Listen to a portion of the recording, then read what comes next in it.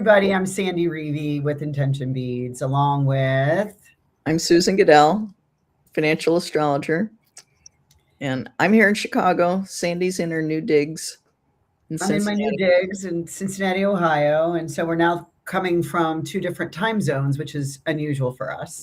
Yes. But we still talk in central time lingo here on Chatting with the Stars. Mm-hmm. And so we're here to talk about the July forecast. Big July. You know, we had a calmish June, right? We were mentioning at the beginning of our last forecast, June, which there wasn't a whole lot of action in the sky, right? But man, I think they needed a little pre-nap before we get into July. So, as we start July, Mercury is already retrograde. Right. So let's just throw up this quick chart that we will get more into the detail. Let's start at the beginning, showing you, and what you're going to see is a bi-wheel, which means July 1st in the center and July 31st on the outside. And we're just going to look to see, we're going to point some things out. It might get a little confusing here, but follow the lead. We're going to start with, we'll go down into we'll start at, we see where the first house is, the first, second, third, goes all the way around. We'll start in the third house, the inner wheel. We start with that Mercury in retrograde. We can see the small little RX closer to the number 3. And then when we get to July 31st, we see that Mercury has moved backwards because it was retrograding backwards. And then by the time we get to the end of July, Mercury is now stationing direct.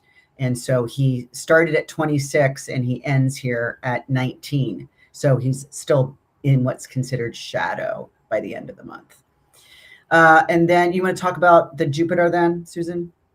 Well, the Jupiter in the third house to me is the big thing in July, and because it's at 4, it will be at 4 degrees of Leo, and exactly opposing Pluto on July 20th.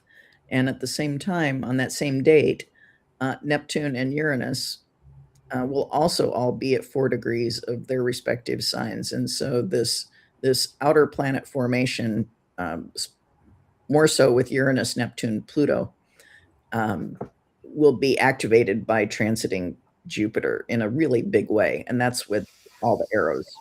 Jupiter then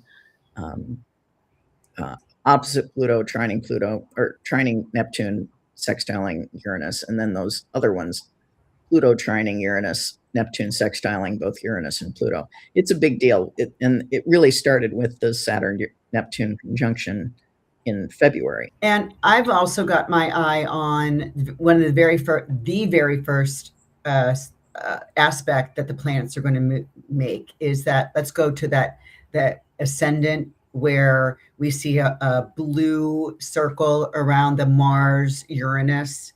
We begin with that Mars-Uranus combination, which doesn't happen. It happens like once every 2 years. And again, that Mars also, boom, sets off that 4-degree area, right? So let's talk about the yellow circle.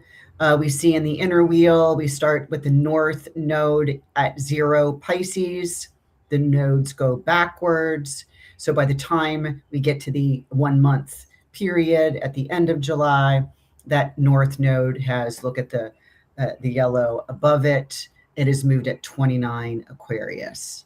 So that's where the nodes change. And these nodes change about every 18 months. And so it's a big deal.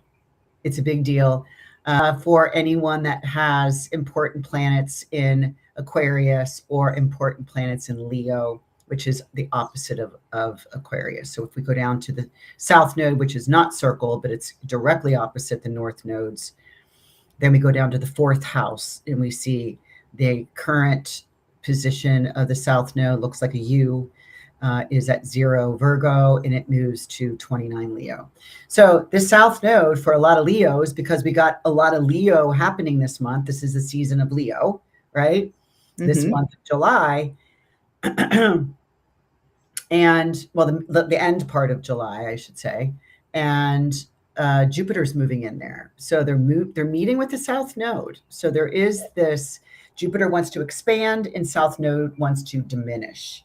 So there's this both and. So I'm looking at that specifically because I have ascendant Leo and Jupiter Pluto in Leo, all in my first house. So I think I'm going to notice that in my bodily functions somehow. So anyway, let's move on. This is just going to be a long forecast if we do this properly. Otherwise, we can speed through it a little faster.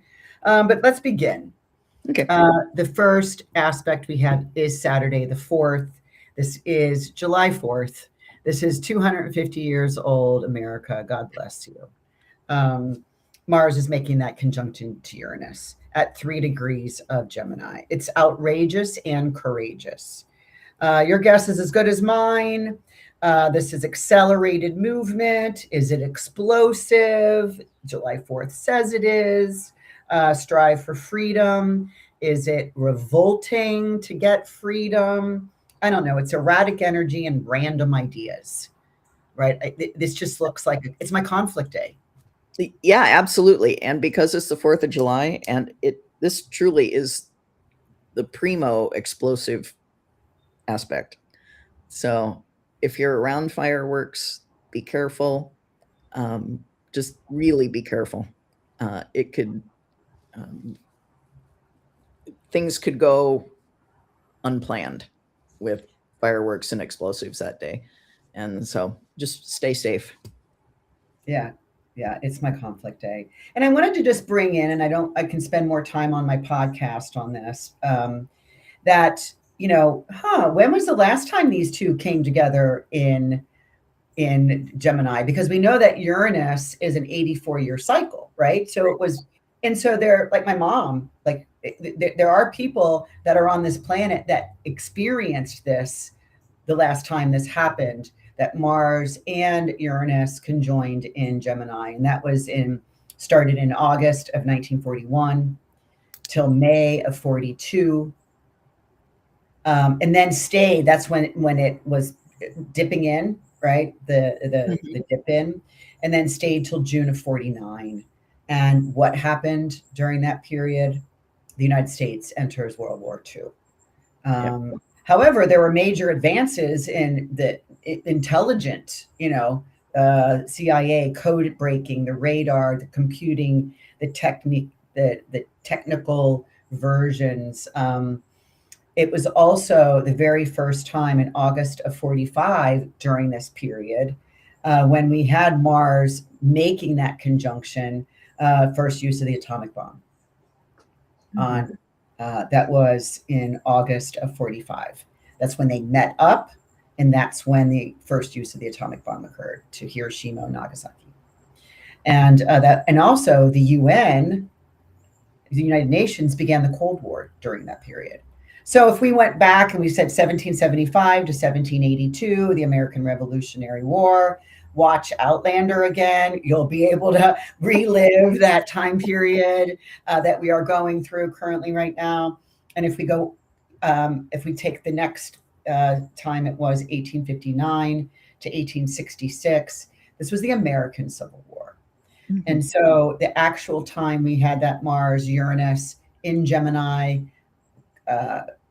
contact, like we're talking about on this July 4th, was when the exact day they had the attack on Fort Sumter, which I remember walking that and having it be, the land versus sea, right? Yeah. Because it's right there on the waterfront. So, yeah. Do we need to say any more? Like, no, just beware. It's a big deal. And this is how we start our July. And we can already see how much the United States 250-year celebration of independence seems not independent at all. We're getting things we don't want as celebrating, the United States. People don't want to participate. So it is erratic. Yeah. Yeah, anyway, let's keep going because the same day that Mars, because we showed you how close those outer planets, they're all around 3, 4, 5, but they all come together at 4. The Mars is making the sextile to the Neptune. And again, this is imaginative and artistic. What do you believe in? Put your energy toward it. And we do have to parse these out as separates because this is a nicer thing, right? About, what do you care about? Yeah. Put your energy toward that. Save your children, get them away from fireworks, right? And at the same time, put effort into supporting whatever your ideal situation might be. It's maybe together, it's the opportunity to make sudden change in what you believe in and how you support that. Right. Put your energy toward what you believe in. I totally agree. This could be a day of freedom, right? Like, oh my gosh, boom, pow. No, this is what, and I'm going to support it. It's Mars, and Mars is in Gemini, so it's got a lot of ideas. Could be scattered a little bit, but the next day on Sunday, again, Mars then makes that trine to Pluto retrograde. And this is being involved and committed. More reason to deepen your connection, to move mountains. Again, I think this is all part of it, right? Because we saw Venus come along here and do this connection. We saw the sun do this in this connection, right? Because any planet coming through is making these dings to these outer planets. So this is unprecedented in our lifetime. Yeah. And for me, the Mars trining Pluto just builds on the previous two. That Mars trining Pluto is to really make plans to further the greater good. Pluto in Aquarius is about giving power to the people, to the collective, to humanity. And so do that. Yeah, it's like very committed, convictions almost, right? Like feel it in your heart and convict yourself to something that's important. Yeah. All right. So that now we get a little bit, now that weekend is over, Monday the 6th, we get the sun making a square to Saturn. What's in your way? You're tired. This is, hopefully, but we would get Friday the 3rd off as the holiday, right? But we really need Monday the 6th off. Because you got weekend. Right? We've got it's Sun in Cancer is squaring Saturn in Aries. And so it's like we better name what's in our way and examine it before you absorb all the frustrating energy. Because you just need to push it to the side and let it be. Let it sit over there. Try not to absorb the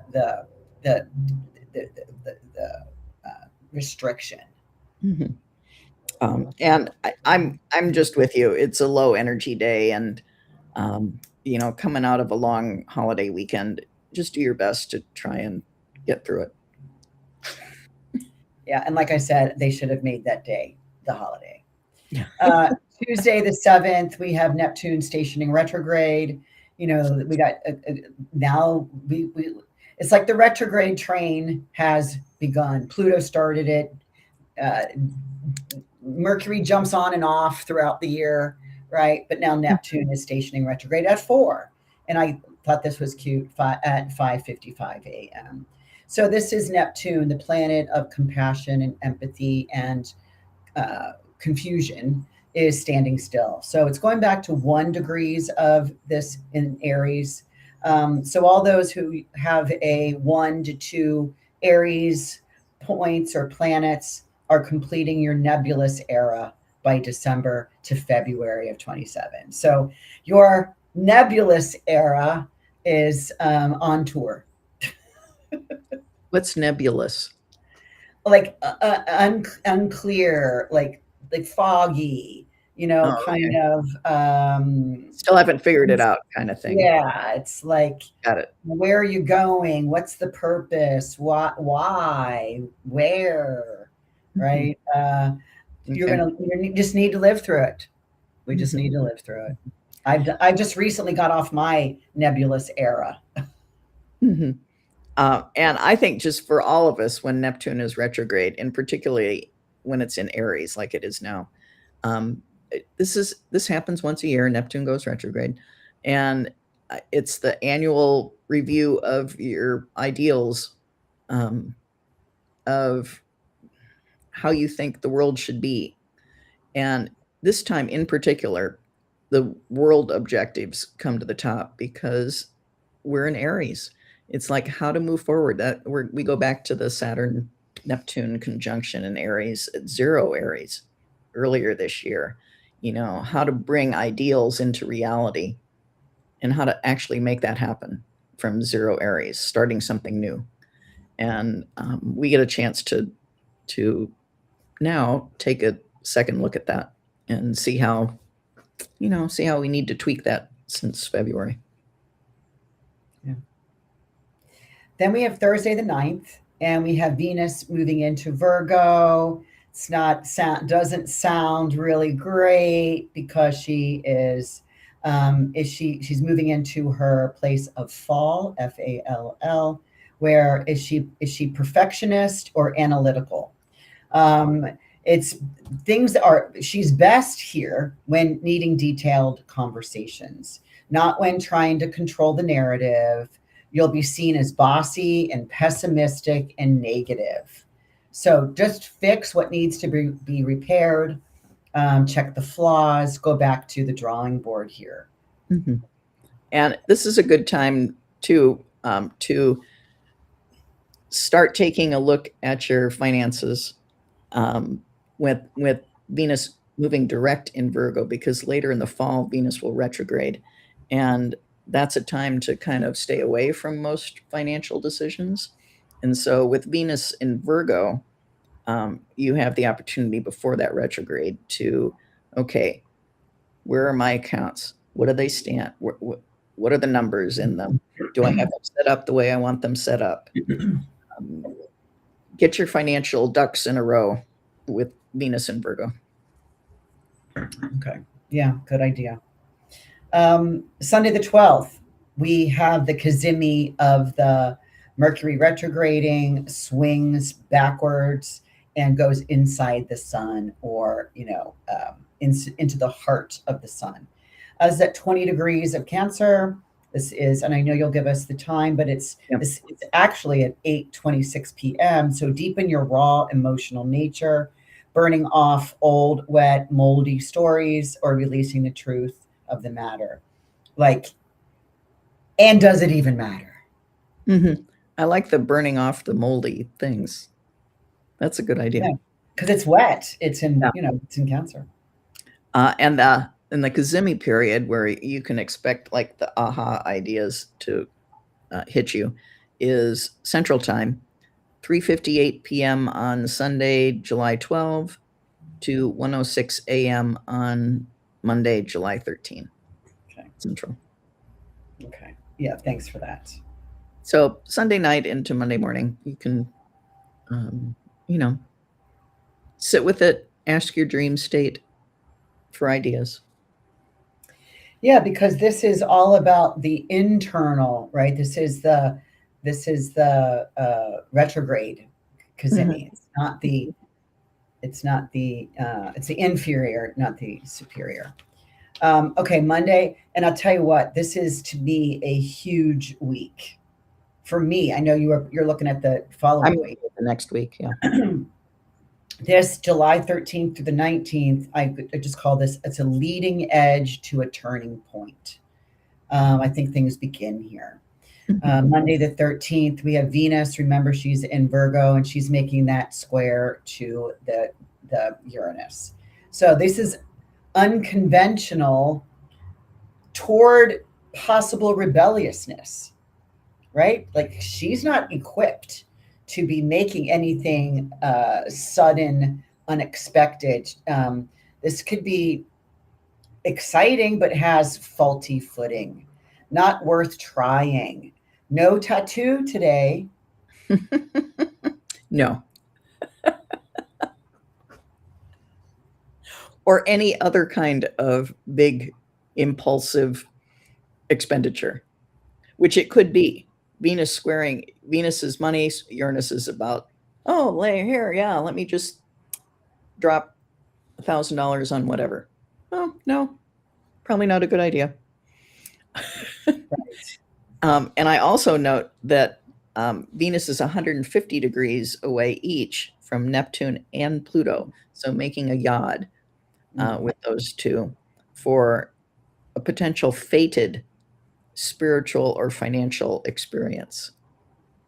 I don't even know what that means. But to watch out for things that happen on either plane.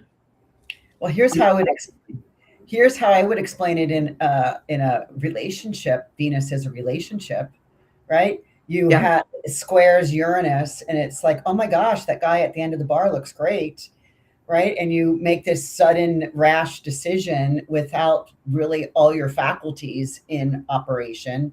Mm-hmm. And you end up in a fated situation where you're going to be naming a child in 9 months, something like that. Okay, don't go there, Sandy. Anyway, that's what flipped into my mind, kind of a yod, right?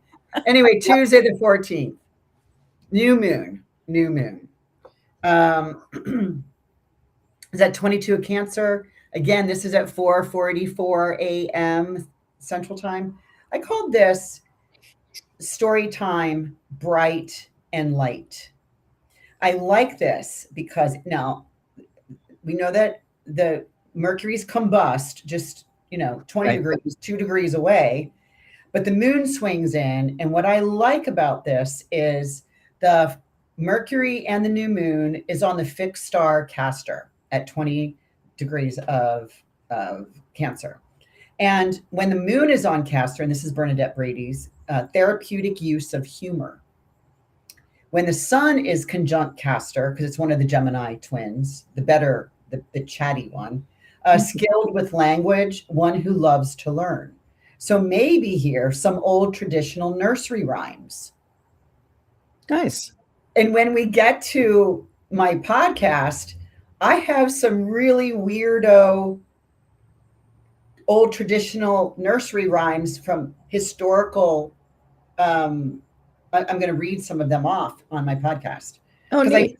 I just think this is like traditional Cancerian of not this, a lot of nursery things and a lot of stories are like grim, when we talk about the Grimm brothers, right? Mm-hmm. They're scary.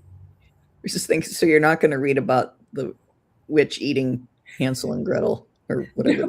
No, I'm going to read about even older ones that really make no sense because they just rhyme. Mary had a little lamb. Something like that. Right. So new moon means intend to me. And so intend to be nurturing and protective, the things that Cancer rules for the next month. Nice. Yeah, no. So Wednesday the 15th, along with Friday the 17th. So these again are my astro interesting days. Yeah. And which is why I have astro interesting 1 and astro interesting 2. Because I think these are, like what I said, the leading edge to a turning point. Let's talk about Wednesday the 15th. Uranus is making a sextile to Neptune. And this is the 3rd out of 5 times. So we are hearing, and it started here August of 2025 and does not end until June of 27. But what's really interesting to me, because of all the retrogradings and because these are the outer planets, they move super slow and they don't cover a lot of area or degrees in a chart. during their retrograde, that when they when they came in together in August of 25, it was Saturn Neptune making a sextile to Uranus. Everybody was direct. Then one goes retrograde, then the other goes retrograde, then it goes direct, and then they end in June 27. So like a year from now, and they're both direct. So they meet direct and then they end direct. Mm-hmm. So, we're at the halfway point. So it's still more time to experiment before a permanent position occurs. Use those metaphysical skills or build your own belief system by intertwining all that you are. It's like plus, plus, plus. Right? So anyone wanting to change, I've got a lot of clients now that are wanting to get out of their conventional work and they've been tapping into metaphysical work because it works for them. And they're wanting to start practicing that. So maybe not time yet, but you're getting close. You're halfway there. Mm-hmm. And mine's kind of on the same theme, a transformation of ideals with Uranus sextiling Neptune, and being willing to explore the occult for answers. And that's what we do. And if you like tarot cards instead, cool. Or I don't know. I had a client last week or divination. Introduce witching. We get more into witching offerings. So all sorts of things are possible. Oracle cards, runes. Mm-hmm. The dowser. The dowsing, the needle, mm-hmm. Reiki. It's really, so this is Wednesday, the 15th of July. And I call this be unique now. Yeah. And it goes along with Friday. I'm the 17th. That they're exact. We tell you the dates that the aspect is exact, but these are such slow moving planets that there's a wide orb where they're in effect, and I don't know. I find that the exact date, one, it's the most intense energy between the two planets when they're exact, and things often do happen right around that exact date, pretty close. But just know that this is, to say Uranus sextile Neptune, this is what happens on the 15th, versus Uranus trining Pluto, this is what happens on the 17th. No, it's all happening at the same time. And Uranus trining Pluto on the 17th, this is when I think you can get the Uranus, the ideas, particularly in Gemini, new ideas about how to make serious change. With Pluto and Aquarius that's ruled by Uranus. So you're right. It's a big week for let's get things rolling. New moon and this stuff going on. Okay, what kind of change do we need to make, and how permanent can that be? How transformational can that be? Yeah, this is first of 5. So this is Uranus and Pluto have not met up until now. Again, at that exact number, 4. Yeah. Right, 4. And I call this seek counsel or hang your shingle. Deep conversations that hold impactful truths need to be beginning its revelation. It's revealing. You don't have to agree or attune, but that's why I said seek counsel. Having deep conversations with yourself, with someone that has maybe that is more objective, right? That you're just literally oozing out toward, where you're not doing it to a spouse or to maybe a good friend that can just say, hey, I'm just going to throw some stuff on the wall. Just listen, just be present for me. I really think that setting up a monthly 1 hour to discuss with someone that you respect, but someone that isn't going to negatively be impacted by what it is that you come to reveal, right? This is Yeah. first of 5. Remember, we talked about the one before this? That's We're at 3 of 5. Yeah. So this one just came in. So this one is really speaking the truth. And this does not end until we get to 8 degrees, till they're both at 8. And that's not till May of 28. So we got some time here. So a couple years of figuring things out, getting insight into what needs to change. And it can happen easily. This is a trine. This is stuff Exactly. that just, oh, well, of course. Of course, that's what we should do. Yeah, it's not going to be easy, but we have to remove that tattoo that you put on your face on Monday.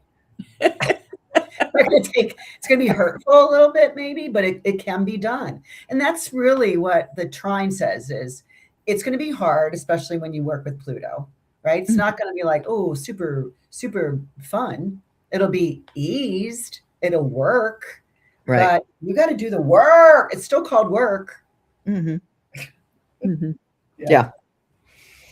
So, yeah, big deal. And then Saturday the 18th, we get this Mars making a sextile to Saturn. And these are the two malefics are making an opportunistic aspect to one another. And this again is at 1:11 p.m. I don't know, Susan, are you watching? And I've been noticing this for about 6 weeks. More so than it's ever in my life that I look at something and it's 444 or 333 or Yeah. 1111. People, again, those are the angel numbers. Maybe that's your divination, right? You could be using those as your instead of tarot or oracle or whatever. But being aware of when you look at those double numbers, what are you even thinking about, or what is coming in at that exact moment? It's a imprinted on your mind. Anyway, I wanted to say that because at 1:11 p.m. on Saturday the 18th, we get patience. What is discipline? Start that plan today. Mars is getting the disciplinary action from Saturn because Saturn is in Aries that is ruled by Mars. So there's a reception here. Mars is looking at Saturn. Hey, here's what I want you to do. Help me do something. Yeah. Put parameters on something that I will have patience and I don't have to rush to get something accomplished. That is important for me to do. And I've got this, I think it's on Sunday the 19th. That's Sunday. Oh, I have that. Oh, okay. At 1:11 Central on Sunday p.m. Okay. So Sunday afternoon. Thank you. And this is Mars sextile Saturn is nice. It makes it easy to pay attention to details, and because Saturn wants to be precise and wants Mars to pay attention to being precise when it does something. So, and it can be, and particularly for long-term plans because it's Saturn. So, good day, Sunday afternoon project. Sit yourself down and out on the patio and in the sun and put some plans together that you've been putting off. Right. I might have to restart my food program there because I went a little fun. Yeah. It's not that I went off. I just went over to the fun side. All right, let's get to this. This is your big week. This is my big day. Yeah, Monday the 20th is my favorite day, actually, for the month. Okay. And it's back to the chart that we looked at really early on. This is when Jupiter is exactly opposite Pluto and trines Neptune, also exact on the 20th. And the trine to Neptune is about Jupiter and Neptune. Jupiter and Neptune co-rule Pisces, and so they're connected in terms of their wanting to support spirituality, to support idealism, and so I think Jupiter trining Neptune is great for having compassion for all. And being a guru, finding a guru could drop in your lap with due to the trine. I agree. I call this exploration time. Seek Mhm. out a group to encounter new artistic pursuits, meditation, music, really a good time had by all, even if there is some alcohol involved. Like a lot of alcohol. Well, remember Neptune just is still station. He's stations. He just went retrograde and he's still at 4. So yeah, and Jupiter is still under the beams of the sun. However, because Jupiter is in Leo, but the sun is still in Cancer, so there is no chariot if you call for the Hellenistic astrologers here. But we can also go back to recall because we know that Jupiter is a benefic, Yeah. right? Making this. But the other benefic, Venus, made these same aspects June 15th through June 17th. So, and then Mars did it July 4th and 5th, which Right. might have kind of erased a little bit what Venus tried to do. And then Jupiter's here to maybe do the final maybe healing, because here sits the Jupiter, and Jupiter doesn't come from this. This is the kind of the odd where Venus would be doing this every year anyway, Right. and Mars would be doing this once every 2 years, but Jupiter comes in here at this time in our lives, which doesn't happen all the time from this area, which is a 12-year cycle where that, and it's happening right now.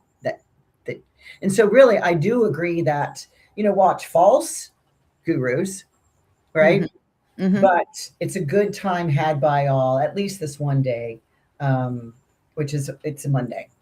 So Yeah. pick up too. Yeah. Yeah. And then Jupiter opposes Pluto exact, and which is a little more negative. I think you can be like obsessed with Pluto's power. But if you look at Jupiter as being the benefic, the greater benefic that um, supports justice, um, spirituality, um, also in relationship to Neptune, the compassionate ideals, maybe the power to do that, to be obsessed with the power to do that is a good thing. And then on the Debbie Downer side, Jupiter opposite Pluto is a transit associated with economic recession. But we So, do need the polarities, although we don't invite Debbie Downer anywhere. But I did call this overkill. yeah. It's one of my dad's favorite word. Like when you do too much over and over and over, it's just why are you, beating the dead horse kind of thing. I'm sorry for a dead horse, but to me, this is going in too far or too deep from the earlier aspect where it's trying to keep it lighter or keep it in line with transformational events. Like don't get so down deep you can't get out. Kind of like that Debbie It would be Downer. easy to do because Jupiter is about excess. Yeah. So yeah, don't beat the dead mouse. Yeah. There you go. Because we like horses. Yeah. Yeah. Hey, it's pouring down rain. Keep going. Go to Tuesday. I'm going to close my front door. Okay. Okay. Tuesday, the 21st. Jupiter sextiles Uranus. So once again, think back to that chart when we looked at the very beginning, with Jupiter making all those, had all the arrows from Jupiter to Uranus, Neptune, Pluto.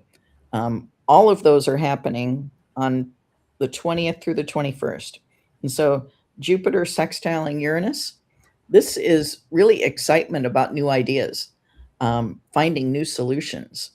And so once again, remember that we give you the exact days, and things that have that kind of energy typically happen on those exact days, or maybe one or two either side.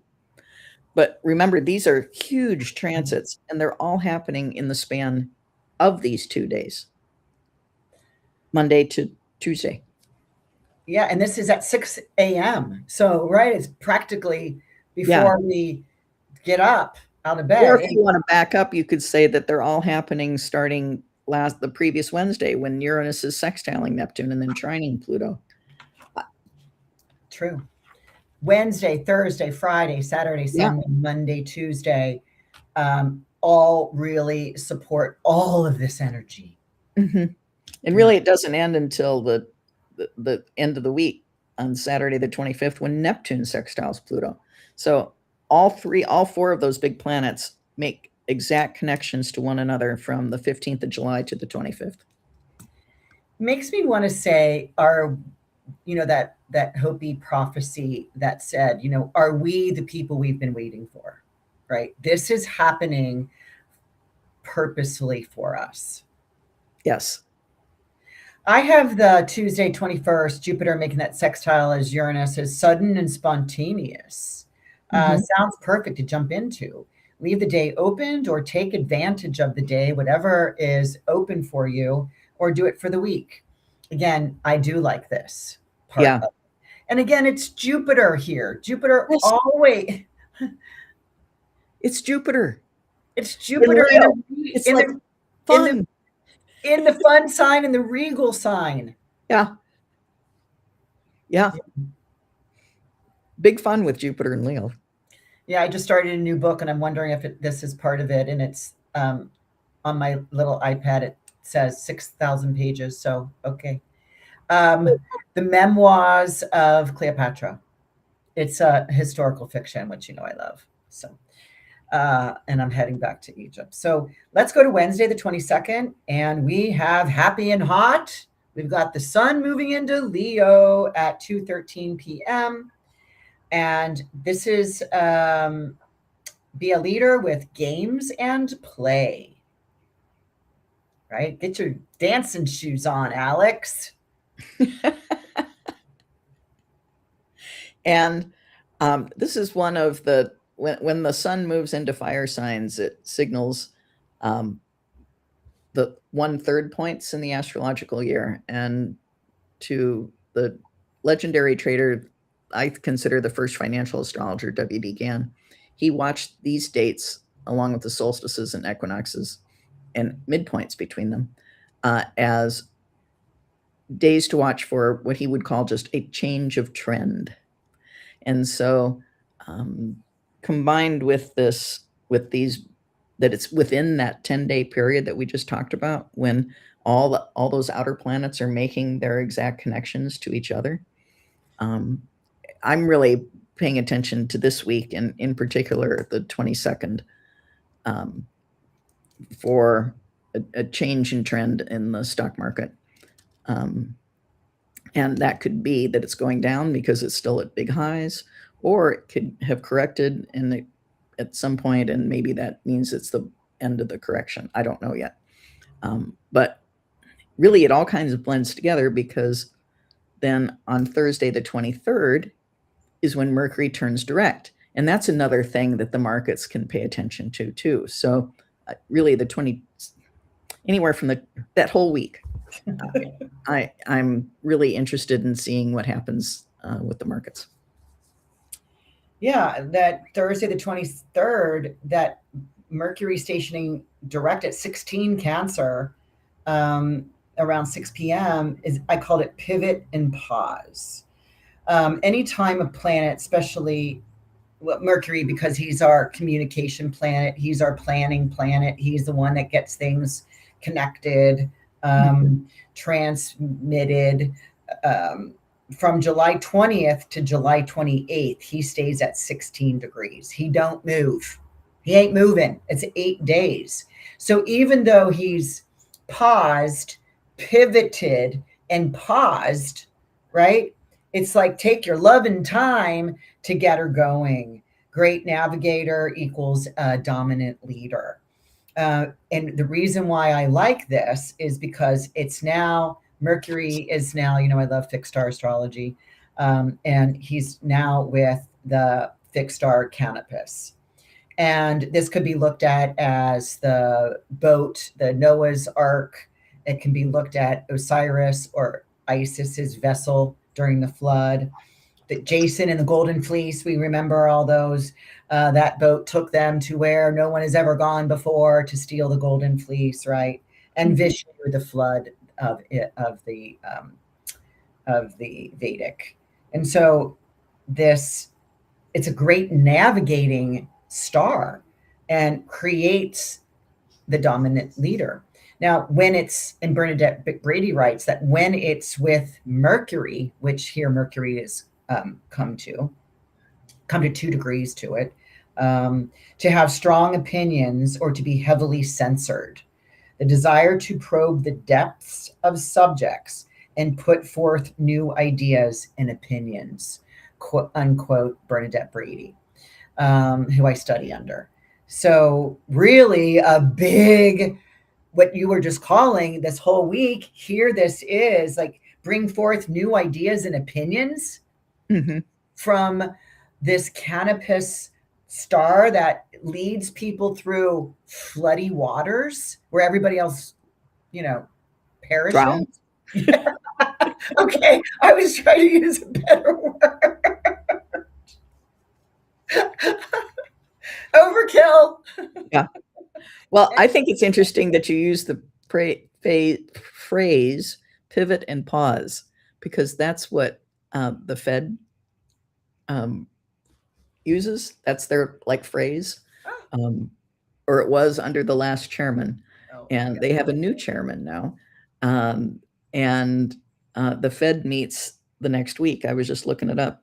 The Fed meets on the 28th, 29th of July, and everybody's wondering if they're going to pivot and pause in terms of interest rates. So, um, how interesting that you use that phrase. Anyway, let's go to Friday the 24th. Um, this Mercury stationing, he's still at 16, is making a sextile to Venus in Virgo. Now, this is receptive. This is Venus is in Virgo, ruled by Mercury. So Venus is needing to ask Mercury, what is it? What is it? What should I do here? Right? Because Venus doesn't know Virgoian traits.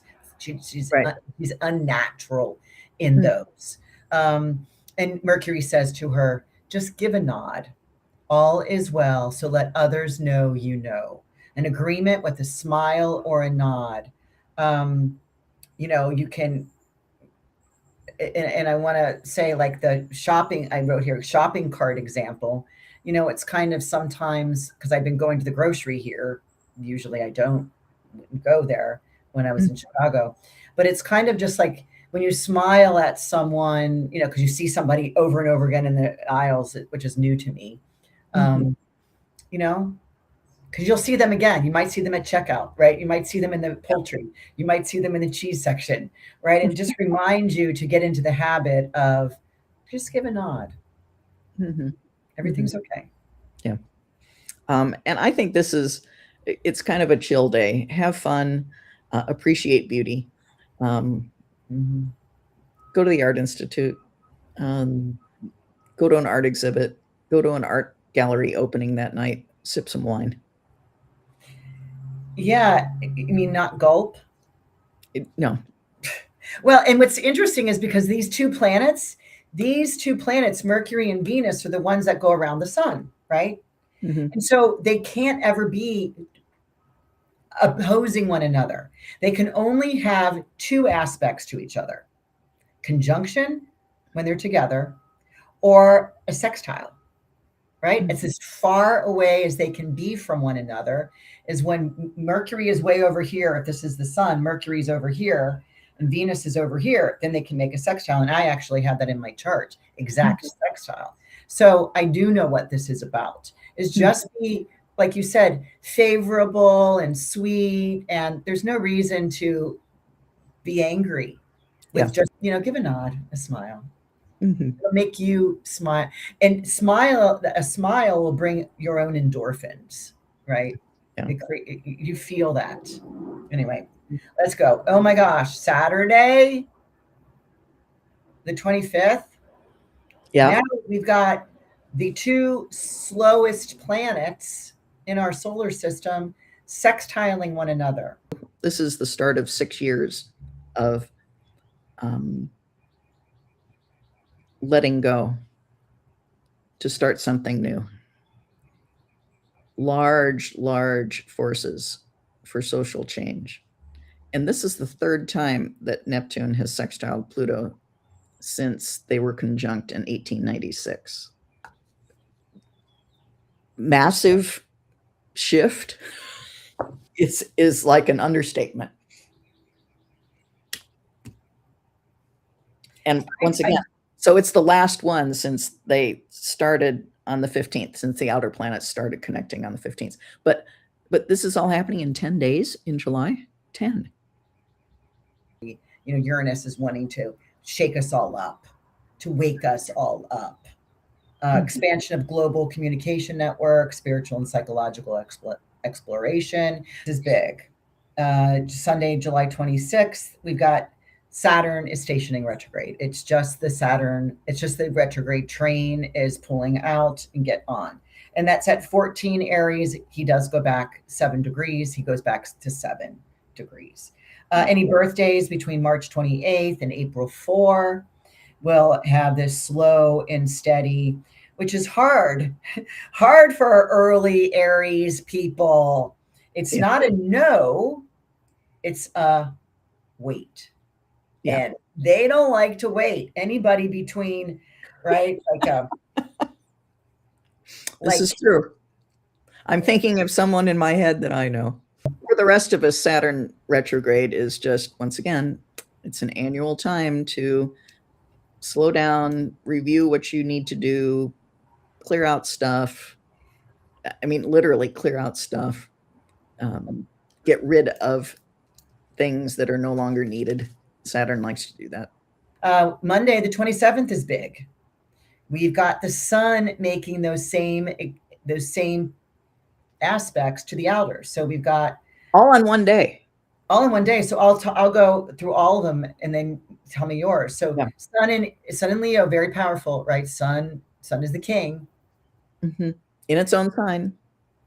Of its own kind, making that opposition to a Pluto retrograde. This is the powerful. Then the sun makes a trine to retrograde Neptune. Intuition counts.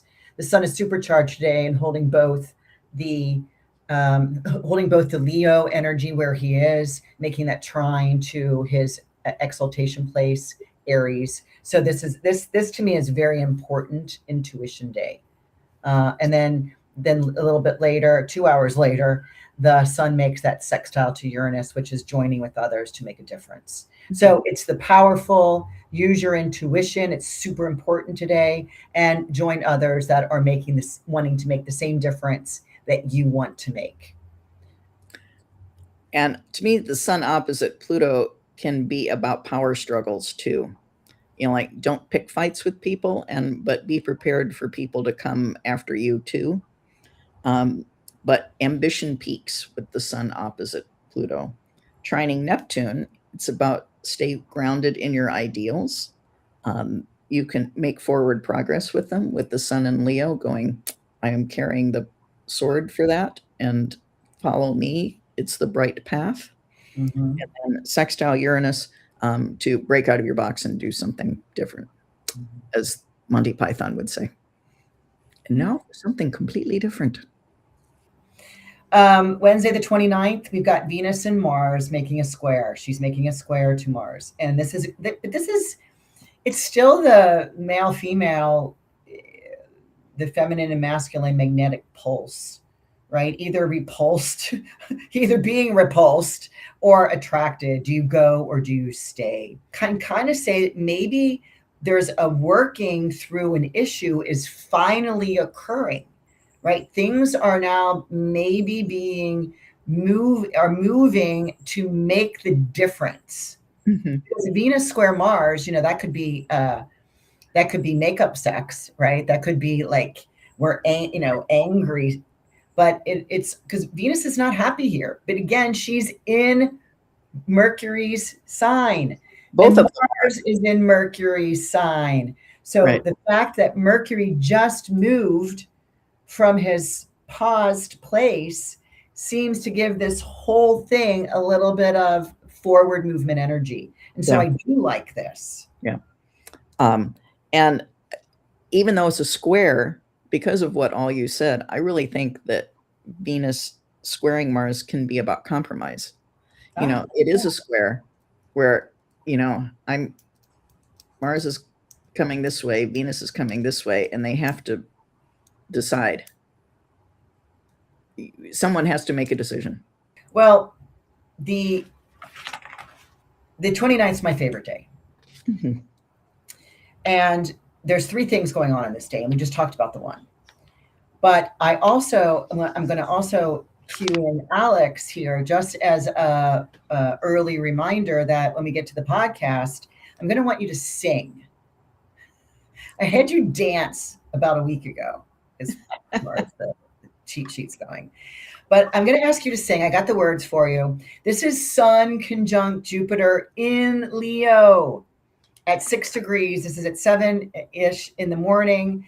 And I call this days like this. It's just really like this day. Mm-hmm. And I like the Sun conjunct Jupiter in Leo is just like the day to, I just put 2 words, show off, exclamation point.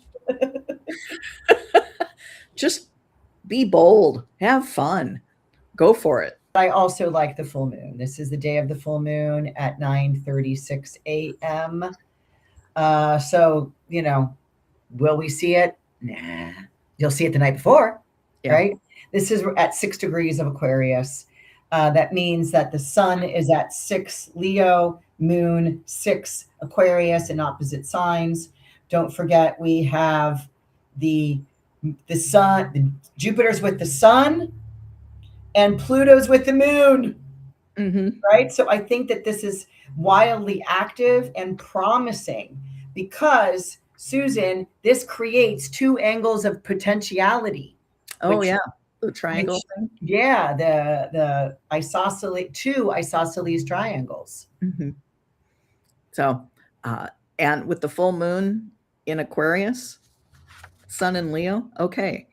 What I said about showing off, do that, but in the most weird and unusual way you can possibly think of. Now, we did forget to talk about the North Nodes changing sign. Oh, gosh, yes. And in the big ephemeris, that's on the 28th. Yes. And that's a big deal. And I'll start with the nodes move backwards through the signs, and astrologers speak in terms of the North Node's position when they're talking about changing signs, but they are always directly opposite one another. And the North Node is moving into Aquarius from Pisces.